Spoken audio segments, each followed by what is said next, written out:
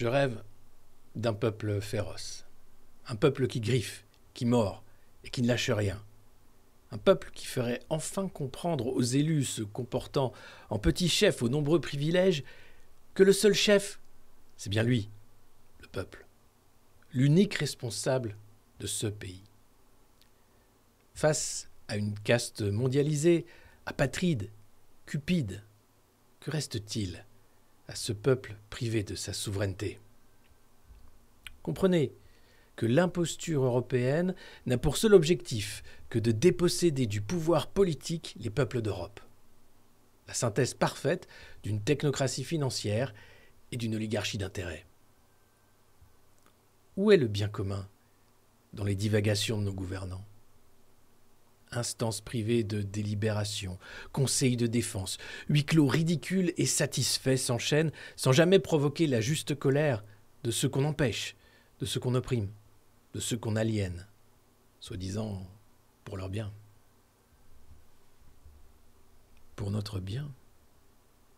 Confinement, passe vaccinal, couvre-feu, amende, police idiote et obéissante, violence d'État et politique de la peur. Il faut être fou, aliéné ou stupide pour croire un seul instant que les lobbyistes et les consultants qui nous gouvernent si mal voudraient notre bien. Alors oui, je rêve d'un peuple féroce. Une bête qui ne recule pas et qui charge. Une bête d'une intelligence rare qui ne tombe pas dans le piège idiot du chiffon rouge agité par des toreros de pacotille. La résignation et la fatigue sont les alliés des tyrans. Ceux-ci ont eu la malice de se grimer en défenseurs des libertés, en démocrates, quand rien, dans leur pratique du pouvoir superficiel, ne le laisse transparaître. Mais regardez-le, ce peuple, silencieux, imbécile heureux, à ne pas défendre ceux qui ont été ostracisés, pompiers et soignants, mis en banc parce que non résignés. Regardez-le, ce peuple, capable de gober les boniments du premier saltimbanque venu, acceptant sans broncher propagande et mensonges comme s'il n'y avait pas d'alternative à la fable imposée par les joueurs de flûte. Vous connaissez tous ce Français qui vote Macron parce que c'est le moins pire. Celui-ci qui pense que l'Union européenne est une chance et le seul avenir possible de notre pays. Celle qui pense que les Français sont feignants et tous ceux qui prient tels des lapins dans les phares ont adopté le prêt-à-penser des chaînes officielles de la pensée autorisée. Et puis regardez-les, ces faux politiques, dont le métier consiste à la parade et au palabre, sans pouvoir, si ce n'est de divertir ou, dans le pire des cas, de contraindre. À quoi servent-ils ? Un si petit nombre de personnes prêts à maltraiter le plus grand nombre, prêts à se battre pour des non-sujets de controverse, mais jamais là, pour défendre les intérêts des oubliés. Je rêve d'un peuple féroce qui danserait autour du barbecue des vanités, renaissant dans la jouissance d'une liberté retrouvée. Un peuple capable de mettre à la poubelle la méthode pédagogique de contrainte et d'oppression des rentiers. Un peuple enfin fier, moqueur, désobéissant. Tous les corps de métier ont failli lors de l'expérience de contrôle et d'ingénierie sociale de la gestion sanitaire du Covid. La défiance n'a fait que grandir entre la population et ces professions autrefois respectées. Médecins, journalistes, politiques, gendarmes, philosophes. Ah, mais enfin, dire tout cela est si complotiste. Annoncer haut et fort que ces professions intellectuelles ont failli, annoncer leurs mensonges, montrer leurs erreurs, tout ceci est interdit, bien sûr, pour le bien-être du peuple sage.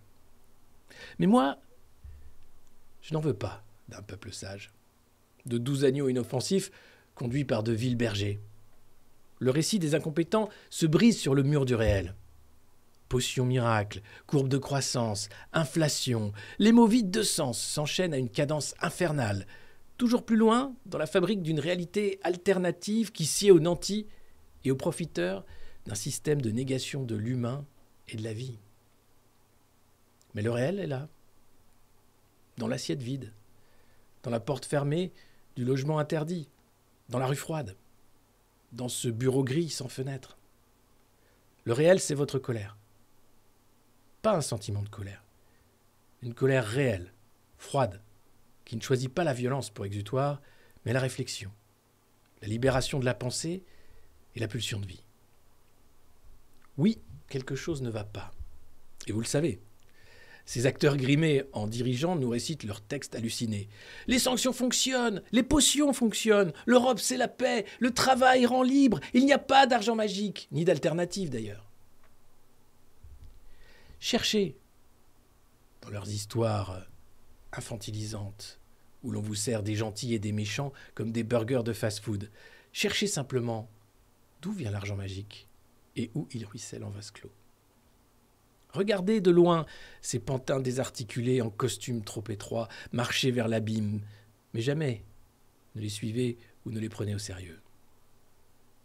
N'ayez plus peur de leur rhétorique, de la coercition et de la culpabilisation. Ce sont les responsables de nos problèmes. Jamais ils n'apporteront de solution à la hauteur de nos malheurs. Soyez féroces. Riez sans compter des petits chefs confits, piétinez leur minuscule pouvoir incapable, brisez les chaînes invisibles de l'oppression mentale. Voyez comme les petits soldats sont en plastique quand vous vous moquez de leur uniforme de la conformité. Chaque donneur de leçons, à la télévision ou ailleurs, est en réalité un gardien de prison. Une prison signifiée, inventée, dont les murs sont en papier, subventionnée, une prison trop bien, intériorisée par un trop grand nombre. Alors merci de regarder avec nous ce petit cirque médiatique et politique pour ce qu'il est, une écurie insalubre. Derrière les paillettes et les lumières trop fortes, l'odeur de la charogne et de l'alcool frelaté, les corps fatigués des esprits vides, et au final, une autre caverne, pas celle de Platon, mais là vous ne regardez pas les formes mais les ombres d'un monde déjà éteint et dont la volonté zombie ne doit plus nous contraindre. Vous êtes libre. Seulement si vous le décidez. Vous êtes féroce, seulement si vous l'acceptez. La peur, la résignation, l'acceptation de la parodie du réel, ça n'a plus lieu d'être. Dès que vous retrouvez vos griffes, vos crocs, alors lacérez les mensonges, mordez les délires psychotiques des fous d'argent, prenez le temps de rêver, de rire, de bousculer ceux qui ont encore peur de leur part animale. Soyez féroces.